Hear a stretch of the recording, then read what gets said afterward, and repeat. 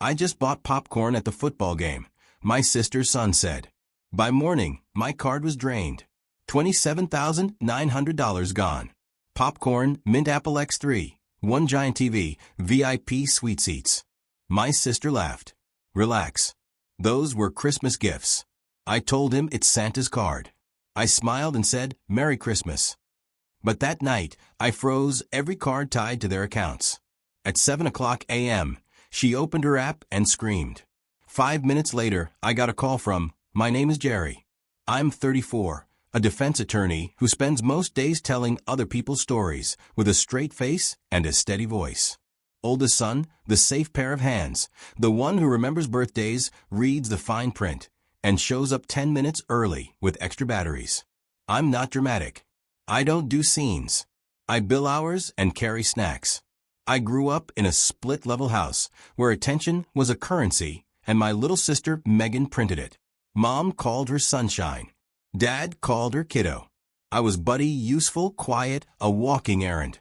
When I passed the bar, we celebrated at a diner. When Megan passed a community college quiz, there were balloons. So, yeah, I learned to pick up the slack. I moved near our parents. I fixed Wi-Fi, filled gas tanks, co-signed a lease once because it's just for a year. I told myself it was fine. Families are messy. Be the calm one. Keep the peace. Last Saturday night, our high school played its big rivalry game. Cold air, bright lights, greasy food. I stood by the fence with a paper cup of coffee, still in a blazer, because I'd come straight from court prep. Megan's son, my nephew Tyler, 12 and tall already, ran up with a grin and said the sentence that lit the fuse. I just bought popcorn at the football game. Cute. Harmless. He waved a phone. Aunt Mag said I could use the Apple Wallet. Whose card? I asked, already knowing. He shrugged. Santa? I laughed, because that's what you do when a kid tries a joke in front of you. I told him to enjoy the game, handed him $5 of actual cash for a second bucket, and turned back to the field. By halftime, my phone buzzed, one Apple charge, then a second, then a third. I locked my jaw and didn't look again. The marching band played. People cheered. I sipped burnt coffee and pretended the world was normal. After the final whistle, Megan met me by the concession stand. Relax, she said, smiling like a commercial. Those were Christmas gifts. I told him it's Santa's card. I swallowed. Merry Christmas, I said, because I'm that guy, the calm one, the buddy. We hugged. I carried a folding chair to her trunk. I drove home on muscle memory. At 2 a.m., I opened my banking app. By morning, my card was drained. $127, $900 gone. Popcorn, Mint Apple X3, one giant TV, VIP suite seats, and 2 neonic gifts I didn't recognize. At 21:17 a.m., I sat up in bed and stared at my ceiling fan. At 2:20, I made a list. At 2:28, I froze every card tied to their accounts. At 7 a.m., Megan opened her app and screamed. At 7:05, my phone lit up. Unknown number, then Mom, then me, then Tyler's school iPad somehow. 5 minutes later, I got a call from. I let it ring twice. Then I answered. Where did the money go? My mother asked. Not hello, just a verdict. In the background, I heard Megan crying and Dad opening cabinets like he could fix this if he just found the right wrench. Good morning, I said. Which money? Don't play with me, Jerry. Mom snapped. Your sister says you can let everything. She's at the Apple store. They told her the cards declined. The TV is being held. This is embarrassing. Megan used my card. I said I froze it. She used it for the family. Mom said, Christmas for Tyler, for us. You're the lawyer. You make plenty. I looked at my notepad, numbers underlined, timestamps neat as bricks. Who added my card to Apple Pay? Silence. Then Megan's voice, bright and shaky. Tyler did. I told him it was okay. We saved your card from last time. Remember when you treated us to pizza? It auto-filled. I didn't know it would spiral, but it's Christmas. I was going to pay you back when I asked. Tax return, she said. Where your bonus? Stop being weird. Tyler is 12. I said 12-year-olds don't buy $27,900 worth of electronics overnight. That's rude. She shot back. He's gifted. I closed my eyes. I could see the whole timeline. Tyler swipes for popcorn. The phone remembers my card. Megan taps Apple. New charges slide in. TV. Sweet seats for a pro game. A pair of ridiculous gold-rimmed headphones labeled Signature Edition. It wasn't one mistake. It was a spree with a bow on it. Dad took the phone. Bud, he began the voice he used when I changed a tire in the rain. You know your sister's situation. Hours cut. Rent up. We're all pitching in. You just bought a new couch, right? It's used. I said you have a good job. He said it balances. Balancing. That word followed me through every holiday. When I paid for the emergency dentist, it balanced the time Megan washed my cat for 2 days. When I co-signed her lease, it balanced the time she FaceTimed me at 1 a.m. to cry about a bad date. It always balanced as long as the scale leaned toward her. I kept my voice flat.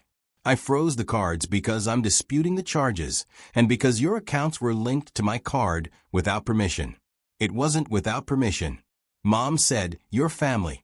Family isn't a password, I said.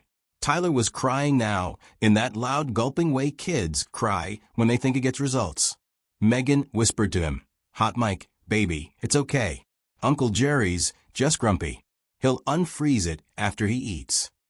I remembered smaller things like gravel under a shoe. 5th grade, Megan borrowed my baseball card binder to trade for a concert hoodie. Senior year, my scholarship deposit vanished because Mom moved some money around and forgot to move it back. Last spring, Megan asked if she could park her debt under my credit score just for 6 months. I said no. She cried. Mom called me cold. Dad said, "You're the one with the head for numbers. You okay?" My friend Nina asked that afternoon when I finally left my apartment. She's a prosecutor on the 4th floor.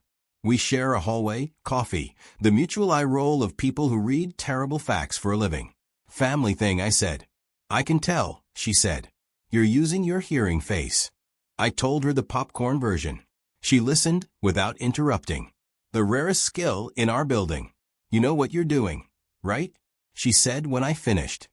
Being a jerk, I said, setting a boundary, she said. That night, my phone stacked messages like plates. Megan, unfreeze the card. Mom, your sister is humiliated. Dad, call me. Tyler, somehow emojis of popcorn and a crying face. Then another charge attempt at 9:13 p.m. for VIP suite upgrade. Declined. Monday morning at 6:48. Megan sent me a screenshot. Declined at pharmacy. Jerry, he's sick. A bottle of flu syrup circled in red. I drove it over myself at 7:20. Tyler opened the door in a hoodie 3 sizes too big. One I recognized from a luxury collage on Megan's Pinterest. He sniffed. Are you mad at me? No, I said. I'm mad at the grown-ups. Megan came in hot. Why are you here? Did you unfreeze it? No, I said. I set the syrup on the counter. The kitchen smelled like last night's fries and body spray. The TV box in the corner boasted 85 inches. The shipping sticker had my name. Return. Label, I said, tapping it. Megan folded her arms. We're keeping it. You bought it with my card. Family card, she said. I felt my heart rate do that courtroom climb. Me, look at me. She looked anywhere else. You used my money without asking. Then you laughed. Then you told your son it was Santa. You made a child your cover. Her eyes flashed. Judge me for trying to give him a good Christmas. Wow. Congrats on being miserable. I wasn't miserable. I was tired. There's a difference. Tired remembers dates. And I remembered last March when she promised to pay me $150 a month no matter what. And then sent me a text in April.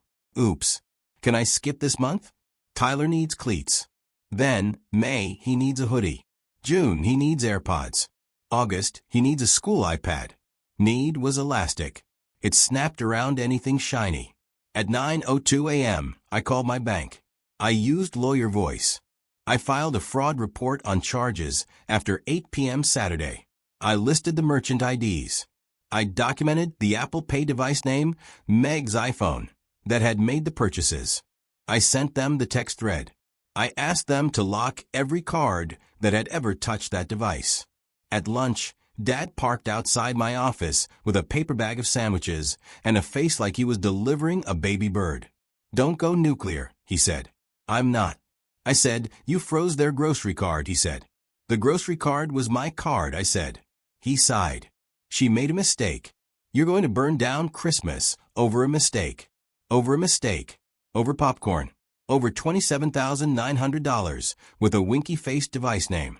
I stared at the ceiling of the parking garage, so I wouldn't say something that would end us both. "Dad," I said quietly, "when did you and Mom decide that my money is community property, but my time is a solo sport?" He blinked. "What?" "When you need a lawyer," I asked, "who drives to county at 3 a.m.? Me.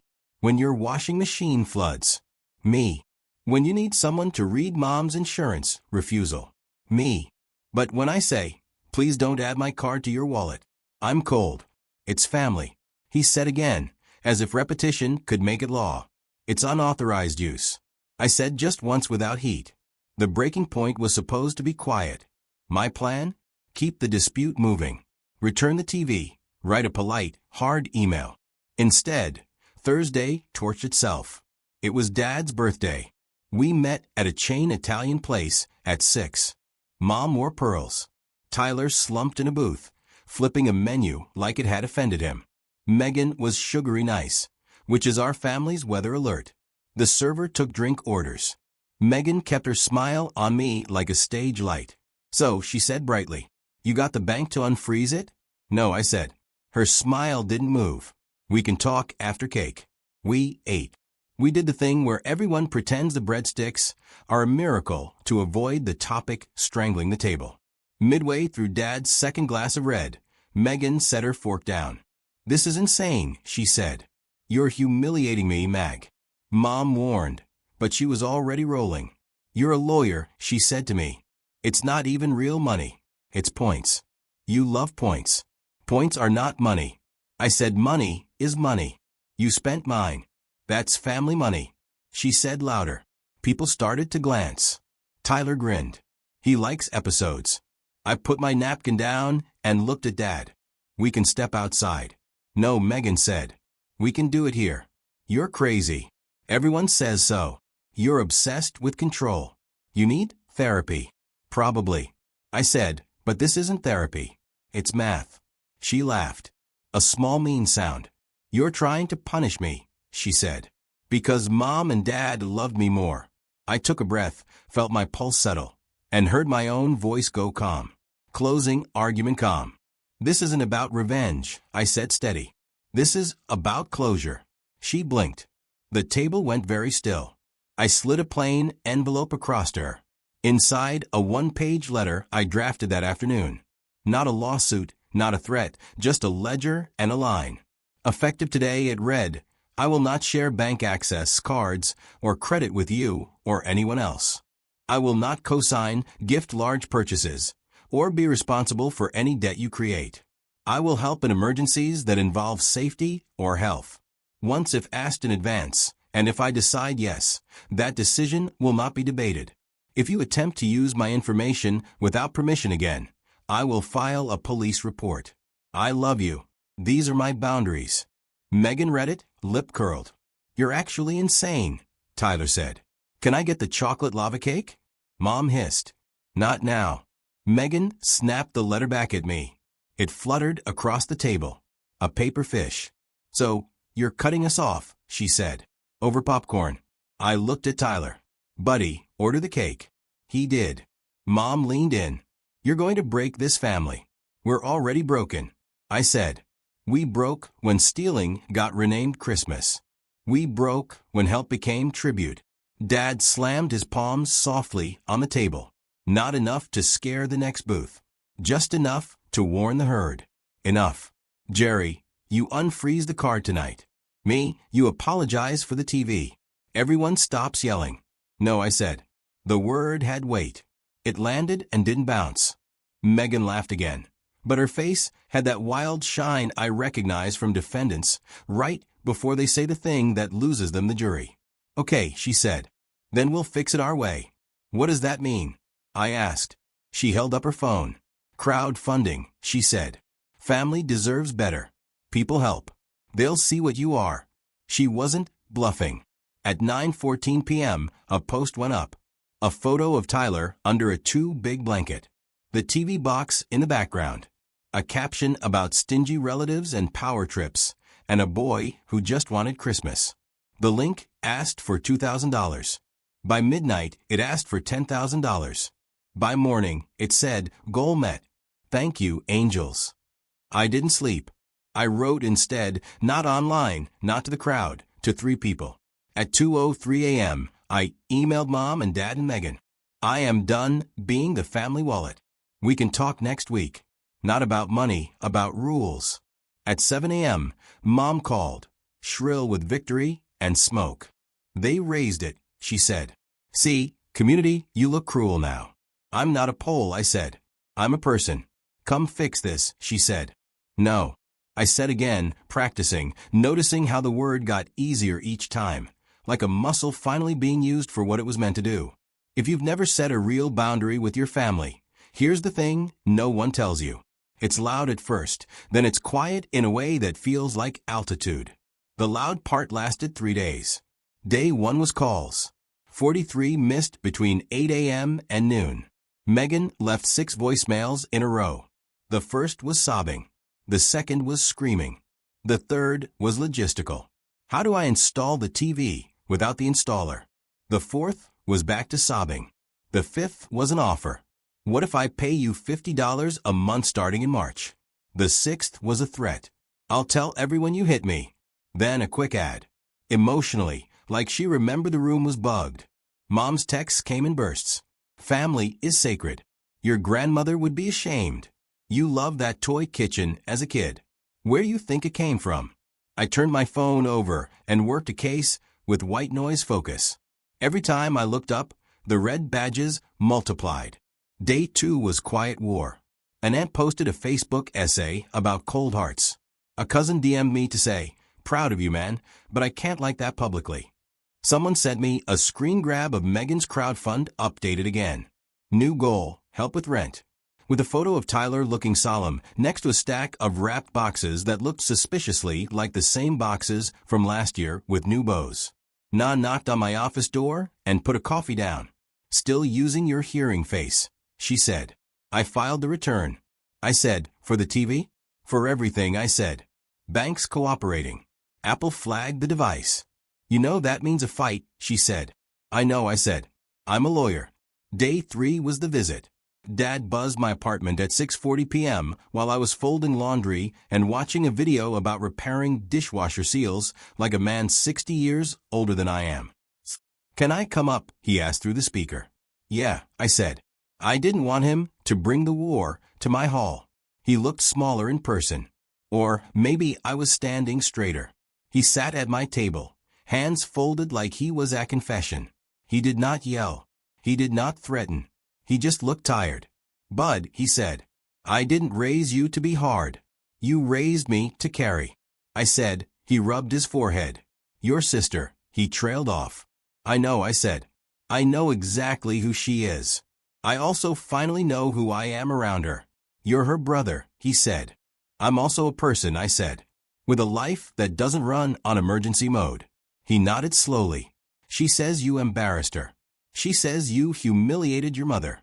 She says everything. I said gently, here's what I say. I slid a second envelope across the table, a copy of the boundary letter, and a single page of numbers. Every transfer for the last 5 years. Every just this once. Every I'll pay you Friday. The total at the bottom looked like down payment money. It looked like a year of law school loans. It looked like time I can't get back. Dad read it all the way through. He didn't blink much. This is a lot, he said finally. It is, I said. And I let it happen. That's on me. So now what? He asked. Now I stop, I said. Return what we can. Eat what I can't. Move on. He stared at the boundary paragraph again. If we have a medical emergency, I'll pick up on the first ring. I said, if you call, not if Megan calls, pretending it's you. He smiled a little despite himself. She's not that slick. She's slippery, I said. Different animal. He put the paper down and looked at me for a long time. Your mother won't like this. She'll survive, I said. It sounded cold. It wasn't. It was a truth. My mother has survived everything and everyone, including topics that make her throat close. He stood up. You coming Sunday? He asked. If there's no money talk, I said. If there's no TV talk. If Megan doesn't make me Santa, he sighed. That's a lot of conditions. They're boundaries, I said. They're only heavy if you try to carry them for me. He hugged me in the doorway. It was awkward and brief, and something cracked small inside my chest. The good kind of crack, the one that lets air in. That weekend, they tried a few more things. Megan Venmo requested me $27,900 with a snowman emoji. Declined. She tagged me in an Instagram story where she held Tyler and said, "Some people love money more than family." I blocked her and felt both 12 and free. Mom called to say, "Your aunt thinks this is all over a girl you liked once." I told her that was nonsense. And she said, "Good. You're too busy for girls anyway," which was both on brand and a reminder to keep all my therapy receipts. On Monday, the bank reversed 2 of the Apple charges. The TV company accepted the return with a restocking fee that felt like paying to stand up. The sweet seats were not refundable. I ate that cost. Fine.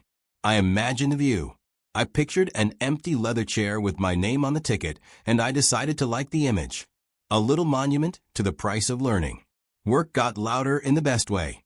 Trial dates, motions, a judge with a face like a hawk who hates wasted time. I felt present again. Not like I was living under a constant fuzzy alarm.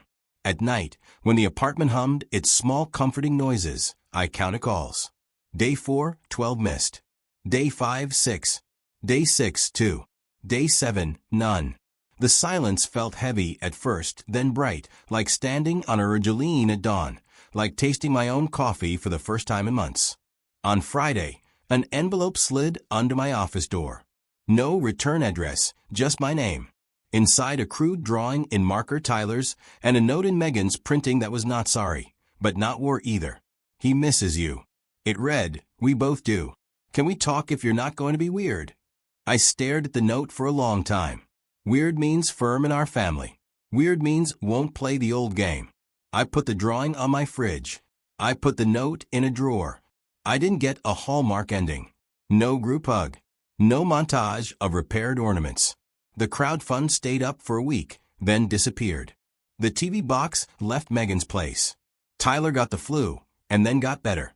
Life, even when you pour gasoline on it, insists on being ordinary again.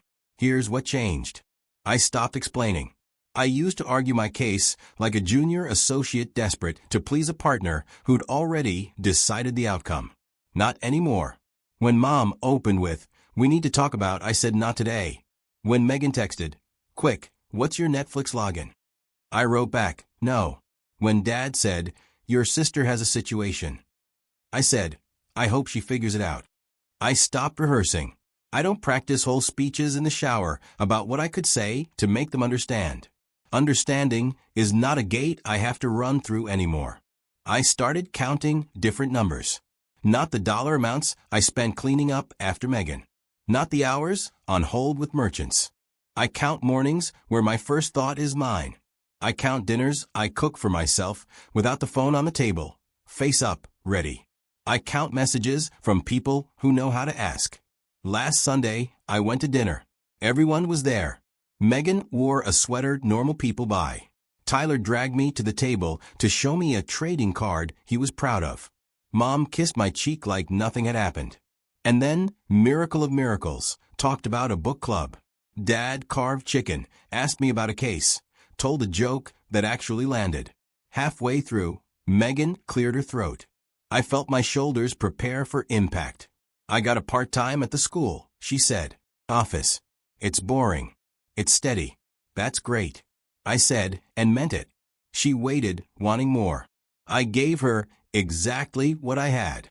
"I'm happy for you." On my way out, she followed me to the porch. "So are we good?"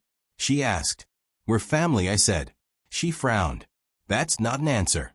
"It is," I said. It's just a different one now. She blew out a breath. You're still mad. No, I said I'm not mad. I'm done being useful in ways that hurt me. That's harsh. It's honest. She looked past me, at the street. Tyler thinks you're a superhero, she said softly. I told him you were acting like a villain. I nodded. That sounds right.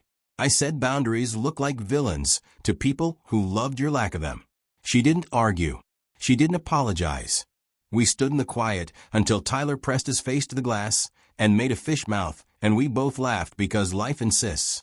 In the car, I sat a minute with the engine off and said it out loud in case the part of me that still needed court record certainty required it. I will not put my sanity on autopay. I will help when I choose, not when I'm drafted. I will not be shamed out of my boundaries because someone says family like a magic word. And I drove home, my phone dark for once, the night ordinary in mine.